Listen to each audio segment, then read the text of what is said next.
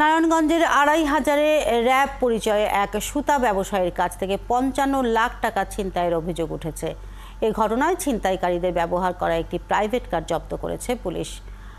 সহকারী police super Habibur Rahman জানান, বৃহস্পতিবার রাতে ২৫০০-এর মেসার্স সাকিব ট্রেডার্সের মালিক আব্দুল বাতেন ও তার মেয়ের জামাই রানা পথরুখির দিকে যাচ্ছিলেন।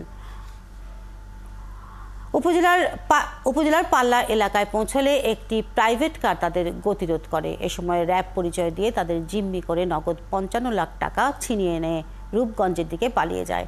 পরে ব্যবসায়ীরাও তাদের পিছনে ধাওয়া করলে কাঞ্চন রূপসী সড়কের গন্ধর্বপুর তালতলা সড়কের পাশে প্রাইভেট কারটি রেখে টাকা সহ পালিয়ে যায় তারা।